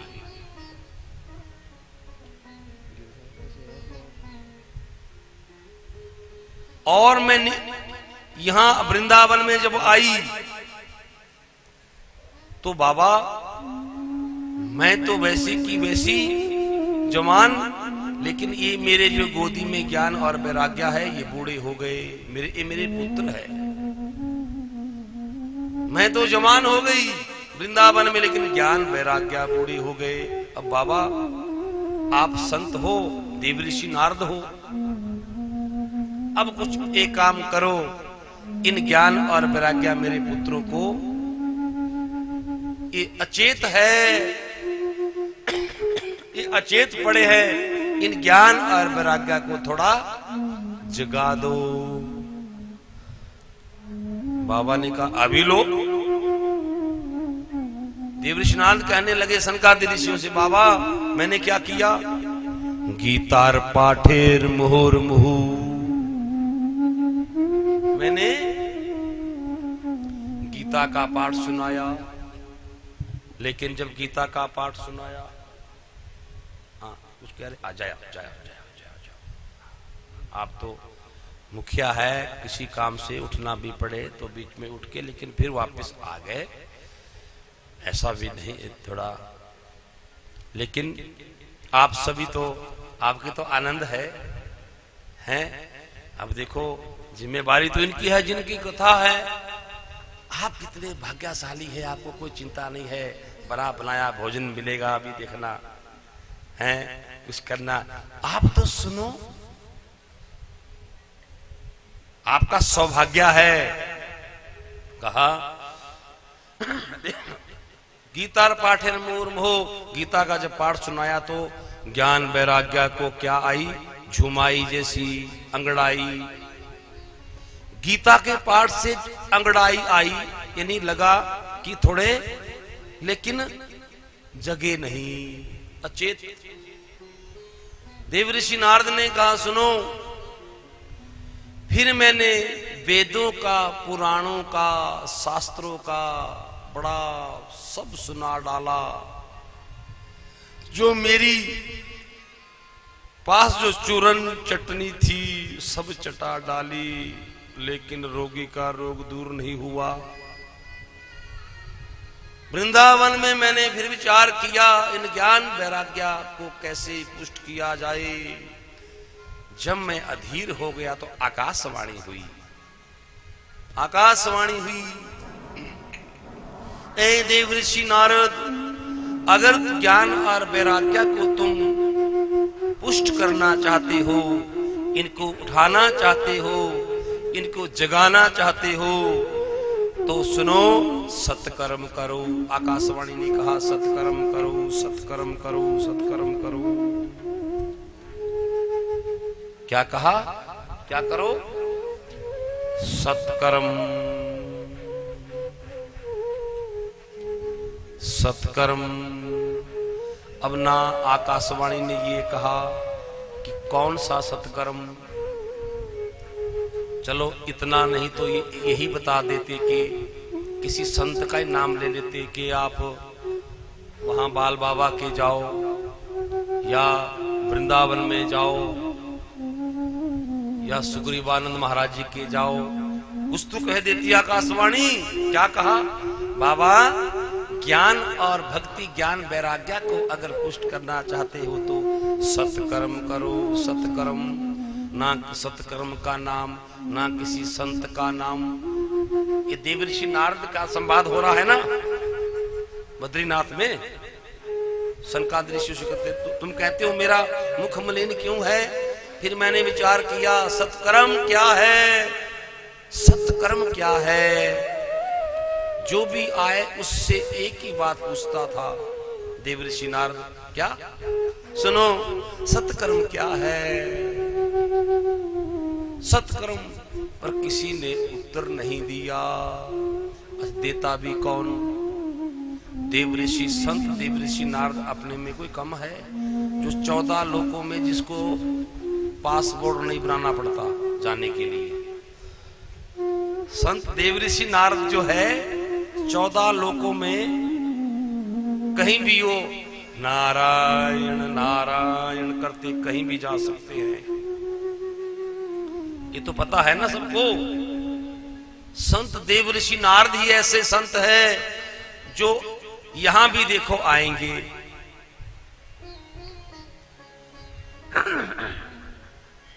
किसी रूप में आएंगे, किसी भेष में आएंगे। संत देवऋषि नारद यहां भी आएंगे। 14 लोकों में जहां अपने मर्जी से घूम सकते हैं। अब ऐसे मान लो कोई पीजीआई का कोई स्पेशलिस्ट डॉक्टर कोई गांव के आम साधारण वैद्य से कोई सलाह पूछे तो कोई कैसा लगेगा? अब जिसको भी पूछते थे संत देवऋषि नारद पूछते थे, सुनो, आकाशवाणी ने कहा कि वो सत्कर्म क्या है, सत्कर्म क्या है, भक्ति ज्ञान वैराग्य को उठाया कैसे जाए। अब कोई उत्तर ना दे। अब बड़े बड़े संतों के पास भी चला गए पूछते पूछते। और जब संतों ने देवऋषि नारद को आते हुए देखा तो ऐसा कहा है, कोई मौनी बन गए, कोई डर के मारे, क्योंकि देवऋषि नारद प्रश्न करते थे सबसे, सत्कर्म क्या है, सत्कर्म क्या है।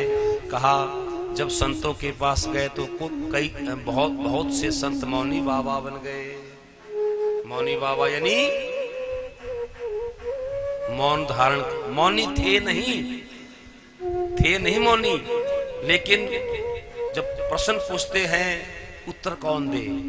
अच्छा, उत्तर भी कोई आम साधारण पूछे तब तो जो संतों में संत शिरोमणि देव ऋषि नारद प्रश्न पूछ रहे हैं तो कौन उत्तर दे भला बोलो।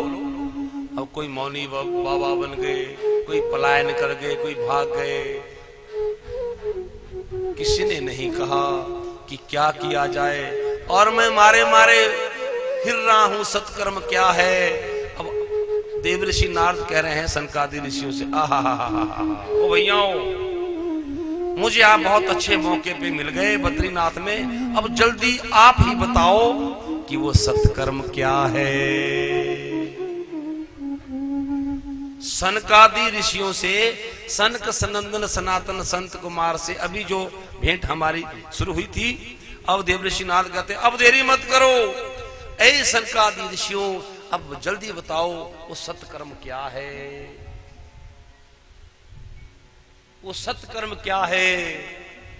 और जब सत्कर्म पूछा तो उसी, अच्छा इसलिए तुम्हारा मुख मलिन है, सत्कर्म, हाँ। और सनकादि ऋषि मुस्कुराए, आहा।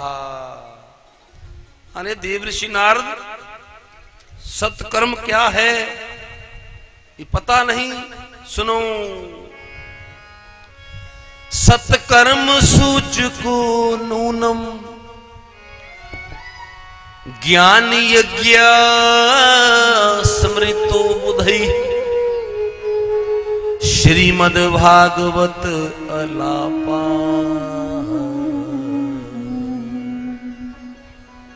सतु गीता शुकादवी श्रीमद् भागवत अलापा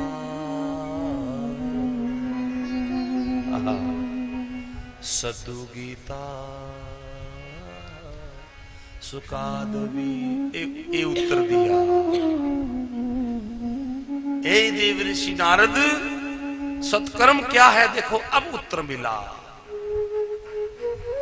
सत्कर्म सूचको नूनम ज्ञान यज्ञ स्मृतो बुधै श्रीमद् भागवत अलापा सतु गीता सुकादवी। यही सत्कर्म है, सत्कर्म सबसे बड़ा, जो सूत जी ने सौनकादि 88,000 ऋषियों को सुनाया, जो सुखदेव स्वामी ने राजा परीक्षित को सुनाया, मैत्री मुनि ने विदुर को सुनाया, गोकर्ण ने भाई धुंधुकारी को सुनाया, और भगवान शंकर ने सती को सुनाया जब वो सो गई थी। सती सुनती सुनती श्रीमद् भागवता अलापा, यही हो भागवत है। तुम कहते हो सत्कर्म, यही है वो भागवत। उनके लिए भागवत सुनाओ। भागवत भक्ति ज्ञान और वैराग्य, ज्ञान और वैराग्य के लिए, त्याग के लिए भागवत। हाँ, ये जो भागवत है, भक्ति ज्ञान वैराग और त्याग, श्रीमती कांता देवी के आंगन में जो ये गंगा आई है, ये भक्ति ज्ञान वैराग और त्याग प्रकट हो गई। भक्ति भक्तों के हृदय में उसको वास दे दिया, लेकिन आनंद हो गया। धन्य धन्य भागवती कथा। देव ऋषि नारद कहने लगे, लेकिन कहा ना ना ना ना, सुनो, एक प्रश्न, जिज्ञासा, अब प्रश्न नहीं, अब जिज्ञासा कर रहे हैं। फिर सनकादि ऋषियों से जिज्ञासा की, सुनो भैयाओ, इस भागवत से भक्ति ज्ञान वैराग्य ही पुष्ट होते हैं कि इससे कुछ और भी भला हुआ। जब ऐसा कहा तो सनकादि ऋषियों ने कहा, अरे कैसी बात कर रहा है, सुनो, इस भागवत से ये मानवा पाप कृतस्तु सर्वदा सदा दुराचार विमार्गा, क्रोधाग्नि दग्धा कुटिलश्च कामिना। तो क्या कहा? अरे भक्ति ज्ञान वैराग्या ही नहीं, ये मानवा पाप कृतस्तु सर्वदा। आहा, कि इस कथा को सुनकर पापी भी, इस कथा को पापी भी सुन ले। क्या कहा? और सुन ले बच्चों, सामने देखो, जागो, हाथ उठाओ, बोलो राधे राधे। ऐसे नहीं हाथ उठा कुछ दे, बोलो राधे राधे। भागी नींद? तब सामने देखो कि इस कथा को ए मानवा पाप कृतस्तु सर्वदा, कि कोई पापी भी सुन ले। आगे क्या कह दिया? महापापी। अरे इतना ही नहीं, सुनो, कुमार्गी, क्रोधी, कामी, महापातकी, शराबी, ब्रह्म हत्यारा, सोने की चोरी करने वाला, और कोई जो कभी कथा में नहीं बैठे बच्चे, ना उनको बैठाया, वो भी सुन ले, उसका भी कल्याण होता है। लेकिन सुन ले तो, है ना, सुन ले तो, यह लिखा है। अब कहा क्रोधी, कुमार्गी, कामी, ब्रह्म हत्यारा, ऐसा भी कोई, अंतिम में तो हद कर दी। क्या कहा? सुनो, कोई प्रेत भी सुन ले, प्रेत उसका भी उद्धार करती है ये कथा। बोलिए भागवत भगवान की। जब प्रेत कहा कि प्रेत भी सुन ले, फिर तो जिज्ञासा नहीं, फिर तो प्रश्न कर दिया देव ऋषि नारद ने सनकादि ऋषियों से, महाराज भैयाओं, प्रेत, ये तो बात कुछ ठीक नहीं बैठी। चलो और तो माने, लेकिन प्रेत भी, हाँ, कोई प्रेत अपने कर्मों के द्वारा, क्योंकि प्रेत योनि कर्मों के द्वारा तो मिलती है। जैसा कर्म करेंगे तो प्रेत वाला कर्म करेंगे तो क्या बनेंगे? प्रेत ही बनेंगे।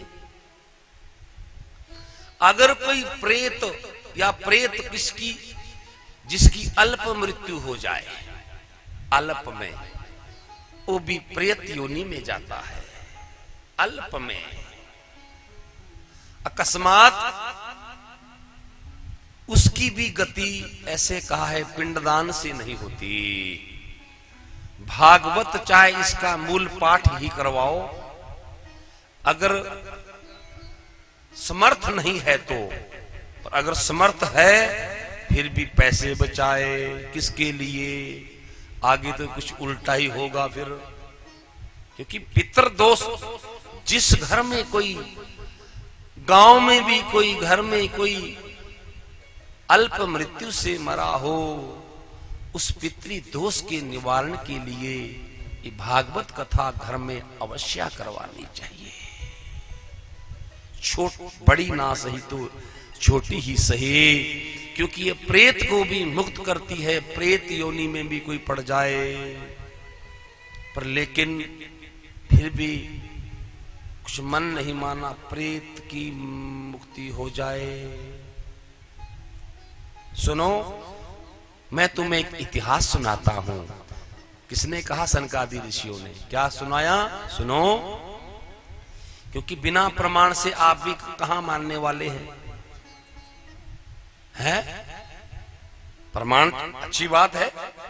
प्रमाण दिया कि तुंगभद्रा नदी के किनारे एक आत्मदेव शास्त्री जी रहते थे, और उनकी शस्त्रयाणी पंडिताइन, आत्मदेव की जो पंडिताइन थी, पंडित जी की धर्मपत्नी, उसका नाम था धुंधली। प्रमाण दे रहे हैं, ध्यान से सुनना। और जितने पंडित जी अच्छे थे, ठीक उससे विपरीत उनकी पत्नी धुंधली, उल्टी। यानी जितने अच्छे आत्मदेव थे, ठीक उससे उल्टी उनकी धर्म पत्नी धुंधली उल्टी उल्टी समझते हैं। पति कहते थे इधर आओ, पत्नी उधर जाती थी। जिस काम से रोकते थे उस काम को वो जरूर करती थी। अब कई होती है ऐसी भी जिस काम से रोकेंगे वो जरूर करेंगे, है। देखो, जिस काम से आपको रोका जाए उसमें परहेज करो। माता पिता या शास्त्र वेद पुराण जो तुम्हें रोकते हैं, मना करते हैं कि कर्म मत करो, कहा फिर भी इतनी वो ऐसी पत्नी एक दिन, लेकिन घर में कोई संतान भी नहीं थी पंडित जी के, बिना संतान के वो दुखी रहते थे। एक दिन धुंधली ने ऐसे खरे खोटे शब्दों का प्रहार किया, आत्मदेव को कह दिया तुम बड़े पंडित हो, लोगों के घर में यज्ञ करवाते हैं, उनके पुत्र पुत्री हो जाते हैं, हमारे ना कोई पुत्री है ना पुत्र है, कैसे ऐसा धिकार है तुम्हारे कर्म। ऐसी जैसे ऐसा ताना जैसा कटास, ऐसे कटाक्ष शब्द कहे आत्मदेव से सहन नहीं हुए और आज मन में दुखी हो गया, इतना दुखी हो गया कि आज मैं कहीं आत्महत्या ही कर लूंगा। पत्नी के शब्दों ने मैं कहीं आत्महत्या ऐसे कहा है। जंगल में आगे एक अंध कुआं था, वहां एक जंगल बियाबान के जंगल में एक कुआं, एक बाबा की कुटिया। जब बाबा वहां ध्यान में बैठे हैं, वो कुएं के पास गया और उसमें आत्महत्या करने लगा। अभी आत्महत्या करने जा ही रहा था, बाबा ने सामने से देखा कौन है, पंडित जी है, ये क्यों रो रहा है। अरे शिखा सूत्र से तो ऐसा लगता है तो कोई बड़ा प्रवीण ब्राह्मण है, लेकिन रो रहा है। रो रहा था मैं मर जाऊंगा, मैं आत्महत्या कर लूंगा। बाबा जी कुटिया से उठकर इसलिए आए, शायद ब्राह्मण है, भगवान की भक्ति की होगी, भगवान ने इसको दर्शन नहीं दिया होगा, दुखी होके आज यहाँ रो रहा है। पास में बाबा जी आए, कहा अरे ब्राह्मण तुम तो बड़े तेजस्वी लगते हो। हाँ मेरा नाम आत्मदेव है, क्या करने आए, क्यों रो रहे हो। आत्मदेव ने कहा बाबा मैं मरने जा रहा हूं। क्या कहा, मरने? हाँ मैं ब्राह्मण आत्महत्या करने का अगर कोई सपना भी आ जाए। देव ने भाग्य में पुत्र नहीं था लेकिन एक फल दिया, ए ले फल, भाग्य में तो नहीं था तेरे, ये फल ले अपनी पत्नी को खिला देना, तेरे पुत्र हो जाएगा। लेकिन घर में आया, दिया धुंधली को, ये फल खा ले तेरे पुत्र हो जाएगा। धुंधली कहने लगी फल से कभी पुत्र हुआ, पागल हो गए, किसने दिया, बाबा ने, मैं बाबा के चक्कर में। और फल दे दिया गाय को, सामने गाय बंधी थी, वो भी बांझ थी। अब सोचा फल दे दिया गाय को और स्वयं खाया नहीं। और ऐसे कहा है उसका जो पति आत्मदेव था वो 4 धाम यात्रा करने के लिए निकल गए पैदल। पहले पैदल जाते थे, बरसों लग जाते थे, बरसों। और वो चला गए। अब धुंधली ने सोचा फल खाया है मैंने, पति पूछेगा फल खाया नहीं, पुत्र नहीं हुआ, ऐसे कहा है, उतने को मेरे पंडित जी आएंगे। तो किसी का मोल खरीद के पुत्र ले लिया, पैसे की कमी तो थी नहीं, अब अपना तो था नहीं, मोल का पुत्र लिया। यानी कोई कहते हैं भागवत में उसकी बहन का था, कोई कहते अब कहते ऐसी मोल का पुत्र लिया और उसको पुत्र बना लिया। अब अपना तो था नहीं, वर्ण संकर था। बाद में क्या हुआ, जो गाय को फल दिया ना, उस गाय के गर्भवती हो गई गाय। देखो संतों की फल में ताकत। उसको धुंधली को विश्वास नहीं था। गाय के पेट से एक सर्वांग सुंदर बालक ने जन्म दिया, जिसके सारे अंग मानव जैसे हैं, केवल और केवल मात्र कान गाय जैसे। 2 पुत्र घर में, एक तो गाय के पेट से जन्म लिया, दूसरा मोल का लाया हुआ, बड़े बड़े हो गए। पंडित जी भी आ गए। कुछ वर्षों के बाद जब नीचे यहाँ क्या नाम है जहां हम उतरे थे, है क्या नाम है वहां का, हाँ, जो भी जब इतनी दूर पहुंचे पंडित जी तो वहां कह दिया, ओ पंडित जी तेरे भाग की ना जाने, तेरे घर में 2-2 पुत्र हो गए, गाय ने भी पुत्र जन्म दिया, तेरे पत्नी के भी। पंडित जी आए, ऐसा कहा। जब वो घर में आए, देखा 2-2 पुत्र, और जो गाय के पेट से जन्म हुआ उसका क्या नाम रखा? गोकर्ण। क्या नाम रखा? गोकर्ण। और जो लाया हुआ मोल पुत्र था उसका नाम रखा धुंधुकारी ने, अपने नाम से मिलता जुलता। अब क्या उसका नाम धुंधली था और उसका नाम रख दिया धुंधुकारी। और समय आया, सुनो ध्यान से, समय आया, गोकर्ण पंडितो ज्ञानी, धुंधुकारी महाखल। खल किसको कहते हैं? जिसमें सारे ही अवगुण हो। सामने देखो, जो किसी के नहीं माने, ना माता पिता की माने, ना दादा दादी की, ना हमारी, वो खल, जिसमें सारे दुर्ग। अब गोकर्ण पंडितो ज्ञानी, गोकर्ण अच्छा था, जैसे ये बालक है अच्छे। धुंधुकारी महाखल, सुनो ऐसा समय आया, इतना दुखी किया उन्होंने, दुखी किया धुंधुकारी ने माता पिता को, कहा नहीं माने, इधर बोले तो इधर जाए, क्योंकि कहा। और एक समय आया, गोकर्ण पंडितो ज्ञानी ऐसे कहा है, आत्मदेव फिर विचार करने लगा। अरे उस दिन पंडित जी ठीक ही कह रहे थे कि पुत्र से किसी को, अब रोने लगा। जब नए नए उल्हाने आने लगे ना, धुंधुकारी की बुरे बुरे कर्म करने लगा, तो सत्संग में कभी बैठे नहीं, सुना नहीं, बुरे कर्म किए, उल्हाने आने लगे, मन में विचार करने लगा। पंडित जी ने ठीक ही कहा था। क्या कहा था? संतान से किसी को सुख नहीं मिलता। एक दिन कहा है, आत्मदेव ने घर छोड़ दिया, पीछे बच गए कितने?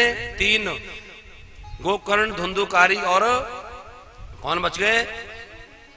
धुंधली। और समय आया, धुंधुकारी भी निकल, गोकर्ण भी घर छोड़ दिया। कौन बचे? धुंधली और धुंधुकारी। अब घर का सारा, जब कुछ आदमी कमाएगा ही नहीं तो खाएगा। ऐसे कहा है, धुंधुकारी ने सारे पिता का धन हड़प कर दिया, 5-5 वैश्यों को घर में रख लिया, सब चोरी करता है। चोरी एक दिन ऐसा कहा है, मैया से कहने लगे धन लाओ। मैया ने कहा, अरे वो दुष्ट धुंधुकारी, तैने कुछ छोड़ा ही नहीं, क्या दूं? माता को जलती लकड़ी से मारा। माता रात को रोती चिल्लाती भागी, गांव में कोई अंध कुआं था, डूब के मर गई, आत्महत्या। गोकर्ण वैश्यों ने उसके लिए एक दिन राजा के घर में चोरी कर दी, धन लाया। वैश्या ने देखा, आहा, इससे तो पूरी जिंदगी कट जाएगी। वैश्या ने विचार किया, लेकिन ये पकड़ा जाएगा, हम भी पकड़ी जाएगी। अरे सुनो, इसको ही मार दो। जलते हुए अंगारे उसके मुख में डाले, जैसे उसने अपनी माँ को जलती लकड़ी से मारा था ना, वैसी जलते हुए वैश्याओं ने उसने अंगारे मुख में डाले। और उसका धुंधुकारी को वैश्याओं ने ओ प्रेत बना। ये है वो प्रेत।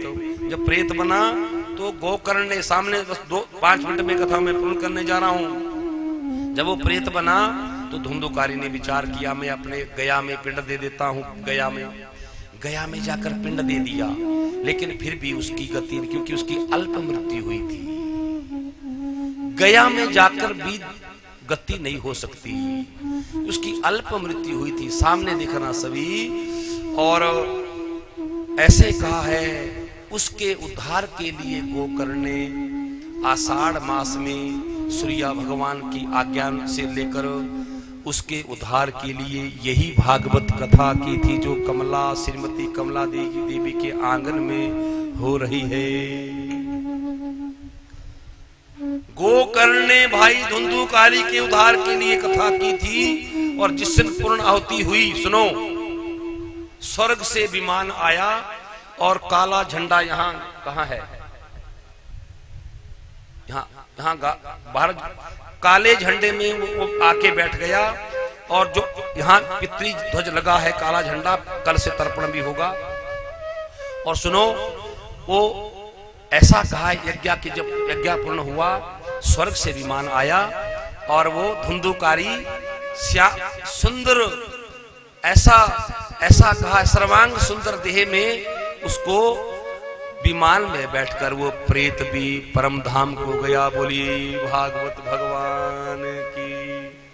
अब कहा था कि प्रेत का भी उद्धार करती है। अब प्रमाण मिल गया ना, प्रमाण मिला, और जब प्रमाण मिला तो आहा आनंद में हो गए देव ऋषि नारद। लेकिन देव ऋषि नारद आगे कहते हैं क्या, लेकिन आगे क्या कहा कथा, वो कल 11 बजे। आज की कथा को यहीं विराम। बोली भागवत भगवान की जय।